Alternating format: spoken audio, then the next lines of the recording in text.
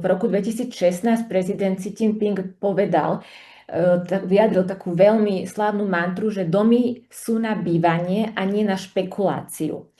A potom sú to ešte dlhové pravidlá z roku 2020, ktoré v podstate aj zničili niektorých developerov, ako napríklad Evergrande. Ale čo to má za následok, alebo čo je teda cieľom toho splasnutia tejto realitnej bubliny, je to, že ceny nových domov v máji 2026 napríklad medziročne klesli o 3,5% až v 70 mestách.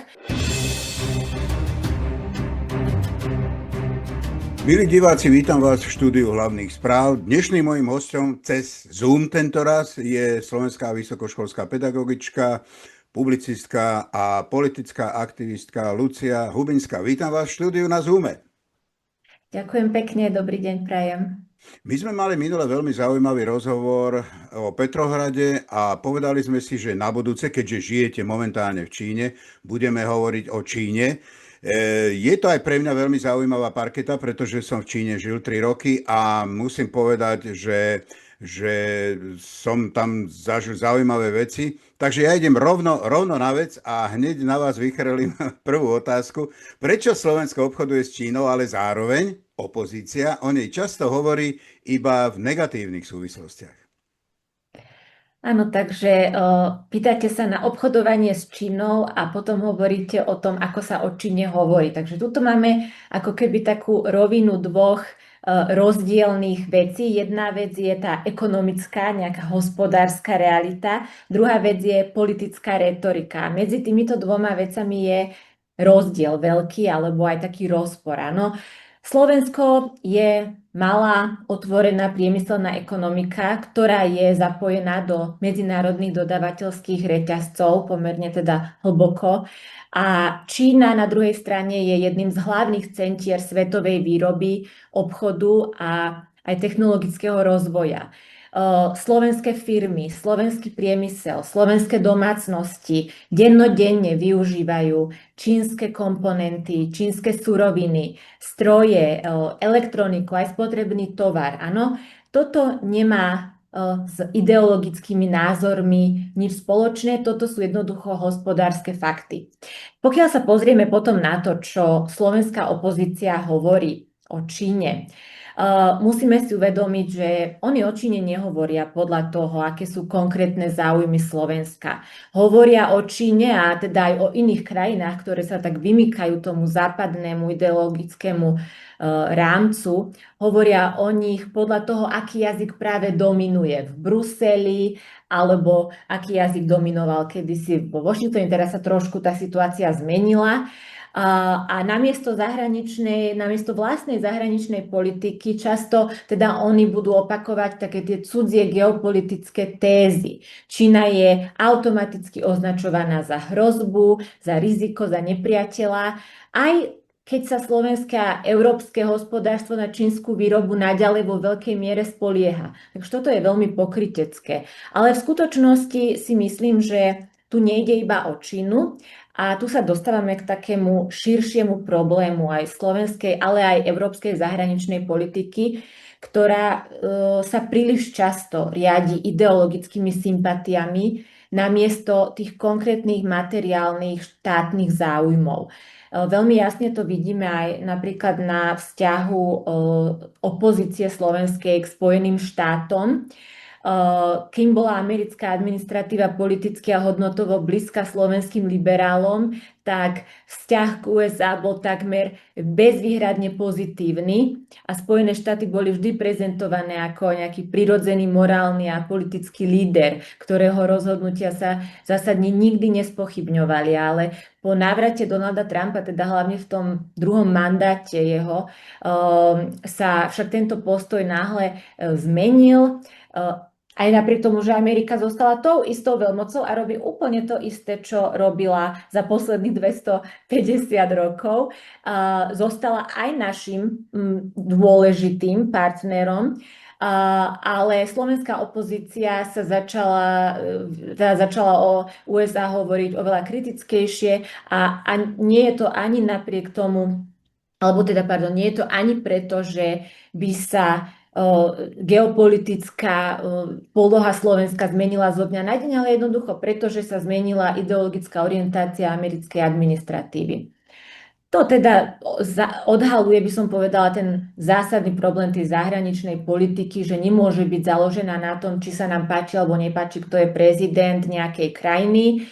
Slovensko a Európska únia musia udržiavať vzťahy, či je to s Čínou, či je to so Spojenými štátmi. Jednoducho bez ohľadu na to, kto je prezident, musíme udržiavať normálne a funkčné vzťahy bez ohľadu na to, či sa nám páči niekoho politický systém, pretože jednoducho tieto vzťahy potrebujeme. Môžeme sa baviť aj o tom, že existujú napríklad nejaké reálne problémy, ktoré by sme mohli riešiť medzi vzťahmi, alebo teda vo vzťahoch medzi Čínou a Slovenskom alebo Európskou úniou. Môže to byť nejaká obchodná nerovnováha, nejaký deficit, môže to byť otázka nejaký reciprocity, napríklad prístupu európskych firiem na čínsky trh a tak ďalej, ale tieto otázky vždy treba pomenovať konkrétne, presne a riešiť ich jednoducho vecne a vo vlastnom záujme. Nie je potom seriózne teda používať také ideologické problémy ako zamienku na to, aby sme demonizovali celú krajinu. Ani sa tváriť, že alebo ani používať nejakú ideologickú poslušnosť voči jednému mocenskému centru, aby sme sa tvárili, že robíme nejakú hodnotovú Áno, áno. zahraničnú politiku. Z toho mi teda vyplýva, že môžeme mať s Čínou normálne vzťahy bez toho, aby sme museli súhlasiť so všetkým, čo robí. Samozrejme, a nie len, že môžeme, ale aj by sme teda mali, áno. A práve na tom, že na tejto premise teda, že nemusíme súhlasiť so všetkým, čo robí, napriek tomu máme normálne vzťahy, na tom je založená diplomacia. Nemáme normálne vzťahy iba so štátmi, s ktorými sa vo všetkom zhodujeme. Áno, keby to tak bolo, tak väčšina medzinárodných vzťahov by vôbec nemohla existovať. Jednoducho každá krajina a ich zahraničná politika, alebo teda vnútorná politika sa odvíjajú od úplne špecifického a historického rozvoja, alebo teda kontextu. To znamená, že vždy budú medzi jednotlivými krajinami nejaké rozdiely, aj rozpory, ale opäť toto je jednoducho umenie diplomácie v medzinárodných vzťahoch. Čo sa týka Slovenska, Slovensko môže spolupracovať s Čínou v hospodárstve, vo vede, v kultúre, môžeme s nimi spolupracovať v doprave a zároveň môžeme mať odlišné názory na niektoré vnútorné alebo zahranično-politické rozhodnutia, tak ako Čína sa nestará o to, akú my máme vnútornú politiku a ako my si to tu robíme. My sa nemusíme starať do toho, ako to robia oni. Nikto nám žiadnu politiku ani žiadnu ideológiu nevnúcuje. Čiže zároveň samozrejme normálne vzťahy nemali by znamenať nekritickosť ani podriadenosť a toto ide hlavne teraz o to, ako berieme napríklad naše členstvo v Európskej únii, pretože takto by si to veľká časť opozície teda predstavovala, že zároveň oni preto odmietajú tie normálne vzťahy s inými krajinami, lebo vlastne sa riadia princípom, že ako náhle máme mať nejakú príslušnosť k nejakej aliancii alebo k organizácii, musíme sa riadiť veľmi striktne až ortodoxne tým, čo hovoria druhí. Čiže jednoducho normálne vzťahy znamenajú len schopnosť povedať, by som povedala áno tam, kde je tá spolupráca výhodná a zase povedať aj nie, keď sú ohrozené naše legitímne záujmy. Áno, áno, ja keď som bol v Číne, tak som sa bavil s niektorými zástupcami Českej republiky, ktorí boli na ambasáde. Boli to predovšetkým ekonomickí diplomati, ktorí práve hovorili, že zaujímavé na vzťahoch Českej republiky a Číny bolo, že vždy, keď mali nejaké politické trenice medzi sebou, tak vtedy sa najlepšie obchodovalo a naopak zase sa horšie obchodovalo, keď všetko bolo úplne v poriadku. Čiže má to nejaký vplyv samozrejme na tieto veci, ale v tomto prípade, neviem, teraz práve myslím si, že Česká republika nie je úplne najlepšie práve s Čínou na tom, takže možno, že lepšie obchodujú teraz. Sme my v Európe pripravení na vzostup Číny? Tak Myslím si, že nie sme pripravení. Nie sme pripravení ani mentálne, ani strategicky, pretože Európa bola, a toto hovorím teda o tom, by som povedala, západnom liberálnom status quo v Európe, bola po staročia zvyknutá na svet, v ktorom tieto západné štáty určovali pravidlá medzinárodného obchodu, kontrolovali hlavné technológie, kontrolovali finančné inštitúcie, kontrolovali multilaterálne inštitúcie a teda aj významnú časť svetovej výroby. No a táto prevaha, ktorú teda Západ mal, sa postupne začala vnímať už nie ako niečo historicky podmienené usporiadanie, ako niečo, čo vlastne tiež vzniklo na základe nejakej momentálnej prevahy, ale ako nejaký prirodzený stav sveta. Áno?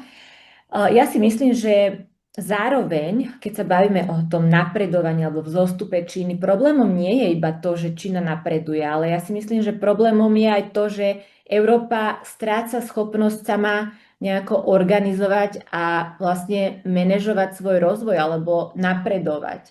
Lebo my sme prešli zo sveta, do ktorého Európa premietala svoje hodnoty, svoje záujmy do sveta, ktorý sa čoraz viac vlastne, v ktorom Európa bola ten hlavný aktér a teraz my už strácame tú pozíciu toho hlavného aktéra, že tie záujmy sa už premietajú na nás.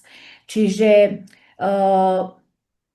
zároveň nás upozorňujú tieto posuny a tieto zmeny v tomto systéme, že čo vidíme, že prístup k energii, prístup k platobným systémom, kritické komponenty, nerastné suroviny, digitálne platformy, technológie, toto všetko rozhoduje o skutočnej autonómii štátov a práve preto strácame aj tu v Európe teda tú prevahu, pretože my veľa z týchto elementov nedisponujeme.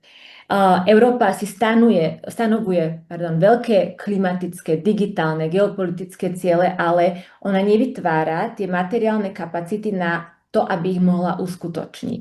Aj by sme chceli mať elektromobily, ale nemáme dostatok vlastných batérií.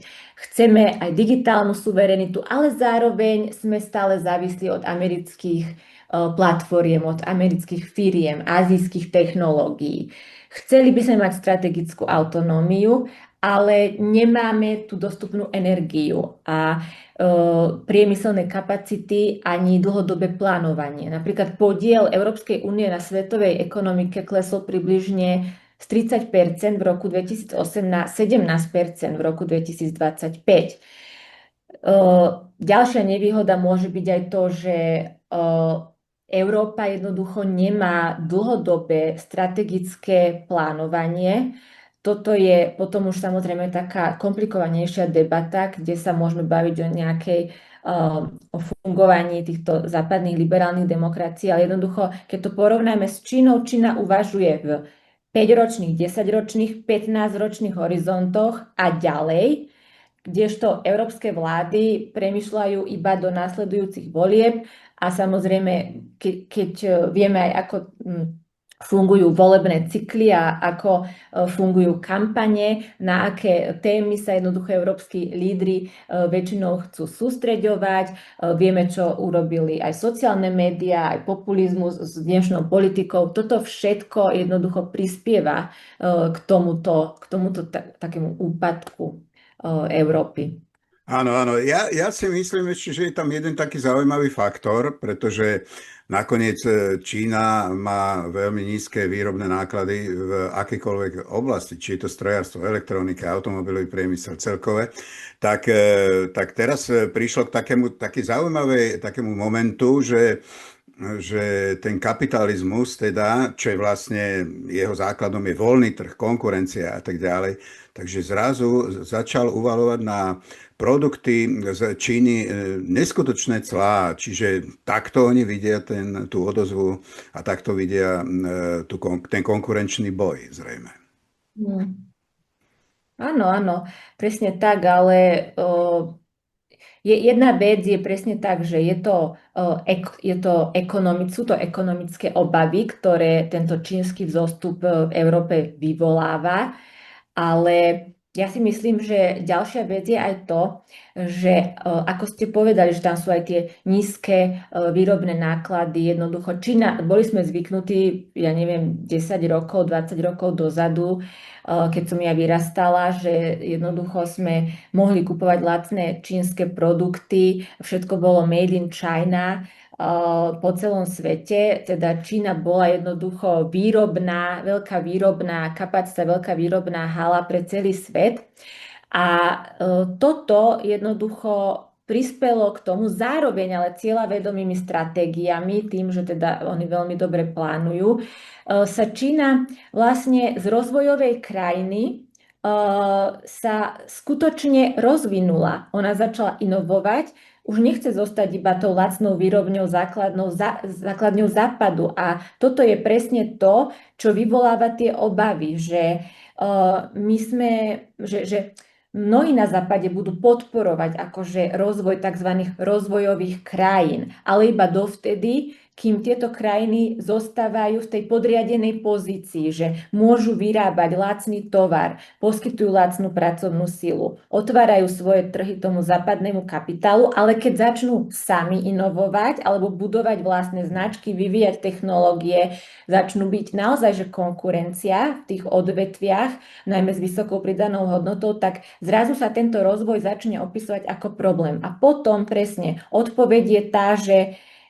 nie budovať vlastnú stratégiu, nie začať jednoducho budovať vlastné technologické kapacity, nie obnoviť vlastné strategické odvetvia, ale začať teda uplatňovať jednoducho clá, tarify a začať demonizovať a jednoducho, to je taká už potom ešte aj z takého psychologického hľadiska by som povedala, alebo až psychoanalytického, že je to taký narcisistický hnev alebo taká západná hegemonická úzkosť. Zase je to jednoducho vyplýva to zo straty postavenia, ktoré sme považovali dlho za samozrejme. Ako by vyzerali ceny elektroniky, automobilov a trebárs liekov bez Číny? Tak konkrétne číslami to neviem povedať, ale je veľmi pravdepodobné, že množstvo výrobkov by bolo drahších, veľa výrobkov by bolo aj nedostupných, spotrebitelia by mali určite menší výber. Pri elektronike napríklad tu nebavíme sa len, alebo keď sa zameriame na elektroniku, máme telefóny, počítače, ale tu nejde iba o tieto hotové produkty. Napríklad to, kde Čína je veľmi významná v tomto, sú tie súčiastky, ktoré dodávajú batérie, potom tie dosky plošných spojov, nejaké výrobné zariadenia, jednoducho materiály. Potom zase automobily. Nemusia to byť vyslovene čínske autá, zase čínske značky, ale ide aj o to, čo dodávajú európskym automobilkám, batérie, elektronika, magnety, nejaké chemické látky a ďalšie komponenty. Takže potom máme výrazne aj teda lieky napríklad, zase sú to účinné látky, chemické medziprodukty, nejaké obaly, ktoré Čína dodáva. No a tú výrobu možno presunúť, my môžeme ju nejako preorganizovať, ale nedá sa to spraviť zo dňa na deň. Že vždy budovať nové továrne, budovať energetické kapacity, infraštruktúra, trénovať kvalifikovanú pracovnú silu. Toto sú jednoducho veci, ktoré si vyžadujú veľmi vysoké náklady a tieto náklady by vždy napokon vo veľkej miere zaplatili domácnosti. Ale to samozrejme neznamená, že my máme zostať absolútne závislí od jednej krajiny. Nech je to hoci ktorá krajina, či je to Čína alebo USA. Je to vždy o diverzifikovaní, o obnove vlastných kapacít v strategických oblastiach. Takže Áno, áno. úplné odstrihnutie sa od Číny alebo od nejakej inej krajiny, ako už vidíme napríklad aj úplné odstrihnutie sa od Ruska, od ich energií. To je vždy veľmi nákladné a vždy veľmi problematické a zasahuje to predovšetkým bežných spotrebiteľov. Áno, áno. Vy ste tam už nejaký čas. Teraz ste spomínali pred pár minutami, že teda čínske národné hospodárstvo je plánované. Teraz tento rok prebehlo tzv. Two Sessions. Ústredný výbor komunistickej strany Číny mal zasadnutie a myslím, že už v podstate vypracovali 15. 5-ročný plán. V čom sa líši tento plán od tých predchádzajúcich? Čo prináša nové? Mhm. Áno, takže 12. marca bol schválený tento plán. Najprv by som vysvetlila, že je tu rozdiel napríklad v tom plánovaní ako v plánovaní, že nie je to plánovanie v zmysle nejakej sovietskej ekonomiky, kde sa dávajú nejaké príkazy, kde štát určí nejakému každému podniku nejaký presný počet výrobkov. Tento čínsky 5-ročný plán je skôr taký strategický rámec, ktorý určuje smer, určuje hlavné ciele, investičné priority, určuje aké budú ukazovatele toho pokroku a zároveň definuje nejaké veľké projekty, ktoré sa budú uskutočňovať. Podľa nového zákona prebieha ten vývoj toho plánu tak, že ústredný výbor komunistickej strany Číny, čo je také teleso, v ktorom sa jednoducho filozoficky, ideologicky, politicky, ekonomicky, jednoducho je to taký think tank, kde sa teda vymýšľajú nové stratégie. Tento ústredný výbor formuluje politické odporúčania. Potom máme teleso štátnej rady, ktorá pripravuje tento plán, teda dá na základe týchto odporúčaní dokopy. No a potom je Národné ľudové zhromaždenie a tento plán posudzuje a schváluje ho. Áno, a ten definitívny rámec teda bol už schválený v marci. Tento plán má Čínu posunúť bližšie k cieľu dosiahnuť do roku 2035 tzv. Základnú socialistickú modernizáciu. Že opäť, aj keď hovoríme iba o 5-ročnom pláne, predtým som hovorila, že Čína plánuje aj dlhodobejšie, tento plán je zároveň súčasťou dlhšieho vývoja, nie izolovaným zoznamom nejakých projektov na 5 rokov, on zapadá aj do tých širších stratégií. No a tento 15. 5-ročný plán predstavuje teda pokus presunúť čínsku ekonomiku od modelu založeného na nehnuteľnostiach, založeného na lacnej výrobe a rýchlej výstavbe k modelu založenému na technologických investíciách, na produktivite a vyššej životnej úrovni. Čína chce rozvíjať opäť robotiku, polovodiče, umelú inteligenciu, letectvo, energetiku, digitálnu infraštruktúru, elektromobilitu. A je to jednoducho, nejde tu len o nejaký formálny dokument. Toto jednoducho nie je iba deklarácia, pretože Čína má ten silný štátny sektor, to sú verejné banky, to je to národné plánovanie. Všetko toto umožňuje jednoducho presúvať ten kapitál a tie kapacity podľa týchto strategických priorít. Zároveň sa tento plán snaží posilniť domáci dopyt, chce, aby teda ľudia aj viacej kupovali, ale zároveň chce posilniť tým príjmy, sociálne služby, zamestnanosť. Čína už nerastie len vďaka exportu. Zase toto je aj reakcia na tie clá, ktoré boli uvalené či USA alebo Európskou úniou. Väčšinu rastu už vytvárajú domáce investície a spotreba. Najväčšou výzvou bude možno teraz zmanéžovať tú situáciu ohľadom poklesu napríklad realitného trhu, na čo už prichádza aj odpoveď. Napríklad teraz vyšli nejaké správy, že jednoducho Čína ako keby splásla túto realitnú bublinu a vlastne odstránila, alebo by som povedala, úplne zrušila vlastne tie zisky z realitného sektora alebo z bývania za posledných 20 rokov. Čo to znamená je, že napríklad ceny bývania sa teraz dostali na úplne historickú nejakú úroveň nejakého 2008 možno. A je to pokles, ktorý následuje po týchto politikách Pekingu. Napríklad v roku 2016 prezident Xi Jinping vyjadril takú veľmi slávnu mantru, že domy sú na bývanie a nie na špekuláciu.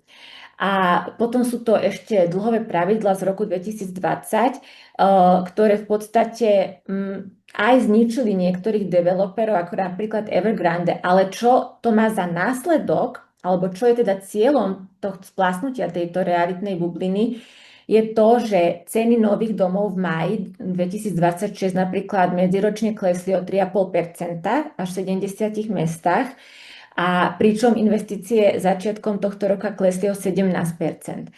A nemôžno to teda chápať, tento pokles cien, ako nie je toto náhodná nejaká kríza, nie, je to dôsledok politického rozhodnutia jednoducho obmedziť zadlžených developerov aj predstavu toho, že bývanie musí byť neustále nejakým rastúcim investičným aktívom. Tá zásada, že domy sú na bývanie a nie na špekuláciu, je naozaj o snahe vrátiť bývaniu jeho sociálnu funkciu. Niečo, čo sme na západe úplne stratili vlastne. Pokles cien zlepšuje dostupnosť bytov pre mladých ľudí. Zároveň samozrejme znižuje majetok domácnosti z tých nehnuteľností, ale toto je niečo, s čím musí čínska vláda sa vysporiadať, že nie je to o tom vyvolávať nejaký nekontrolovateľný kolaps, ale je to o tom dokončiť rozostávané projekty, ponúknuť toto bývanie za dostupné ceny, stabilizovať trh a potom postupne presunúť kapitál do produktívnejších oblastí. Ale teraz som hovorila najmä o bývaní, môžem ešte povedať trochu všeobecnejšie možno o ďalších prioritách toho plánu. On má takých hlavných 7 bodov. Ako som už povedala, je to o životnej úrovni, je to o tom, že výroba zostáva základom hospodárstva, je teda prvou prioritou je moderný priemyselný systém a tzv. Reálna ekonomika. Čína nechce nasledovať ten západný model toho, že sa ekonomiky sústredia najmä na teda finančníctvo, na služby a teda na spotrebu a rasty cien majetku. Chce zachovať teda tú výrobu, ale nejde ani o zachovanie nejako tých starých tovární v nezmenenej podobe. Zase implementujú sa technológie, digitalizácia, automatizácia, ide o modernizáciu tradičných odvetví, ako bol napríklad strojárstvo, hutníctvo, chemický priemysel. Zároveň sa má ďalej rozvíjať tá robotika, biomedicína a iné. Potom napríklad máme taký čínsky pojem, že nové kvalitné výrobné sily, teda tento pojem sa nachádza v tom strategickom pláne. To znamená, že ďalší raz nemá byť založený iba zase na väčšom objeme výroby, na lacnej pracovnej sile, ale má vychádzať z vyššej produktivity a teda tej spojení nových technológií a vedeckých inovácií. Ako som povedala, technológie samozrejme sú veľmi dôležité pre čínsky rozvoj a Čína chce budovať aj technologickú sebestačnosť, pretože opäť americké sankcie a tie vývozové obmedzenia Číne ukázali, že prístup napríklad k čipom, k výrobným zariadeniam alebo k nejakým softverom môže byť zo dňa na deň politicky obmedzený, na čo teda samozrejme reagujú tým, že chcú si vybudovať celý reťazec toho, aby mohli svoje technológie vyrábať sami, od návrhového softvéru cez materiály, výrobné stroje, čipy, dátové centra. Ďalej, ako som už povedala, je to presun od tých nehnuteľností k produktívnym investíciám, že teda to je tá zmena v tomto sektore bývania. Ďalej ide o zelenú transformáciu, ktorá v čínskom ponímaní nie je iba nejaká klimatická regulácia alebo obmedzovanie spotreby, ale je to zároveň veľký priemyselný projekt. Čína vo veľkom investuje do solárnych a veterných elektrární, do jadrovej energetiky, do elektromobility, a teda podiel nefosílnych zdrojov na spotrebe energie má do roku 2030 dosiahnuť 25% a uhlíková intenzita ekonomiky sa má počas 5 rokov znížiť o 17%. Čo je dosť. Rozdiel,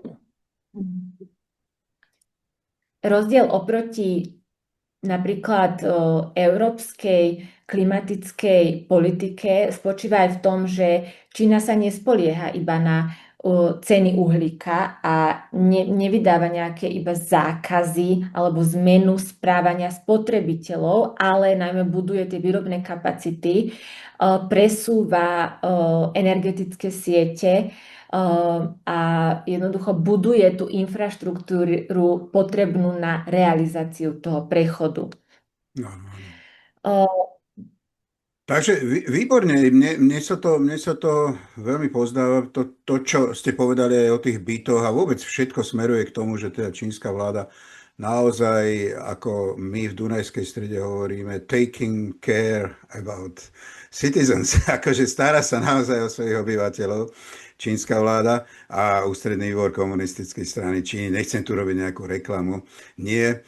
Ja by som možno, ak by ste ešte k tomu chceli niečo povedať, viem, že napríklad v AI je Čína najväčším konkurentom na trhu Spojených štátov, čiže toto sú dvaja najväčší rivali a tam bude asi to gro toho vývoja a celej tej energie, pretože toto prinesie v najbližšom období najväčšie peniaze krajinám, ktoré budú týmto vládnuť asi.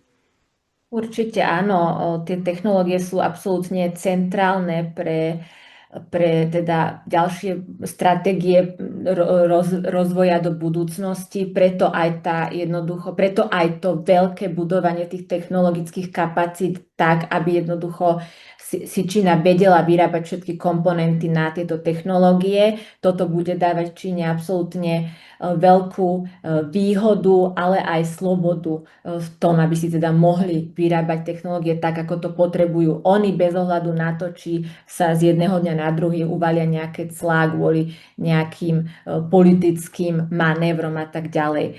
Ja by som možno na záver iba, lebo rozoberali sme aj také ideologicko nejako hodnotové politické témy o tom, čo sa o Číne hovorí, prečo sa označuje ako hrozba a tak. Možno by som na záver povedala iba to, že ani nie je nejako dôležité, alebo nemali by sme sa možno k tomu vždy stavať o tom, alebo nemali by sme sa pozerať na tento vzťah Číny a Európy cez tie okuliare čierno-biele alebo cez nejakú prízmu toho dobra alebo zla, alebo je to máme Čínu obdivovať alebo sa jej máme báť. Skôr sa pozrime na seba, nastavme si nejako zrkadlo, pozrime sa, kde sme v Európe. Dokážeme opäť si určovať svoj smer sami, bez toho, aby sme boli závislí neustále na niekom. Pozrime sa na Čínu. Čína svoj rozvoj a Čína svoj zostup plánuje a plánovala dlhodobo. Toto nie je náhoda, ale Európa, čo robíme my, je, že my často iba reagujeme. Takže ak nemáme vlastný priemysel, ak nemáme vlastné technológie, ak nemáme tú dostupnú energiu a dlhodobú stratégiu, tak potom vždy bude o našej budúcnosti rozhodovať niekto iný, vždy budeme na niekom inom závislí a to je bez ohľadu na to a nikoho to vlastne už nebude zaujímať, o akých európskych hodnotách budeme my hovoriť a ako sa budeme tváriť, že máme vždy tú morálnu, ideologickú nadradenosť. Jednoducho existuje ekonomická, hospodárska, materiálna realita sveta, ktorú týmito vyhláseniami my nezmeníme. Áno, áno. Takže na záver máme ešte 2 minútky približne. Chcel by som sa spýtať, vy ste predtým žili vo Veľkej Británii a, a teraz ste prišli do Číny. Čo vás najviac prekvapilo, v akom zmysle, keď ste prišli do Číny? Um, Napríklad cez víkend som cestovala vlakom. To je jednoducho niečo, čo nemôžeme podceňovať. To, ako opäť Čína za posledných 50 rokov vybudovala jednoducho úplne rozsiahlu tisíce kilometrov vysokorýchlostnej vlakovej trate. Tieto vlaky sú využívané, sú plné, sú vždy zabukované, zároveň sú moderné, sú čisté, sú pohodlné. Jednoducho infraštruktúra, ako čo sa týka dopravy, je, ja si myslím, že úplný základ, čo sa týka aj pre produktivitu krajiny, pre spojenie, pre komunikácie. Toto je absolútne základný faktor. A Čína to opäť jednoducho tu vystihla. Ja hovorím, že ja keď prídem na Slovensko, ja chodím z Topolčian do Bratislavy, mi to trvá skoro 2 hodiny. To je nejakých 100 kilometrov. Ja som tu precestujem 300 kilometrov za kratšiu dobu a oveľa pohodlnejšie. Viete, to sa nedá potom aj v tej otázke tej európskej súťaživosti alebo konkurencieschopnosti. Vy nemôžete jednoducho súťažiť v takýchto nerovnostiach. Zároveň tieto vlaky sú dostupné. Áno, toto sú nie nejaké extra luxusné vlaky, ktoré sú dostupné len určitej skupiny ľudí. A sú naozaj vypredané. Sú naozaj, áno, vždy musíte, ale chodia stále, že nikdy nie je proste, že nedostupnosť, že môžete, že každú pol hodinu máte, každých, čo ja viem, 10-15 minút, tie stanice bývajú obrovské. Keď som bola v Británii, jednoducho privatizované železnice súkromnými spoločnosťami, vlaky boli také drahé, že Briti idú radšej niekedy na nákupy do Paríža lietadlom, ako by mali ísť, ja neviem, do nejakého mesta 200 kilometrov vlakom, lebo to je drahšie. Tie vlaky často meškali, rušili sa, boli špinavé, dokonca niekedy to bolo až nebezpečné. No nemala som s tým nikdy dobrú skúsenosť. Takže toto by som asi vyzdvihla z osobnej skúsenosti žitia v Číne versus žitia vo Veľkej Británii. To povedala Lucia Hubinská, vysokoškolská pedagogička, publicistka a samozrejme politická aktivistka. Ja vám ďakujem za rozhovor a dúfam, že ten tretí rozhovor bude priamo v štúdiu už naživo. Ďakujem veľmi pekne. Želám všetko dobré a ďakujem za rozhovor.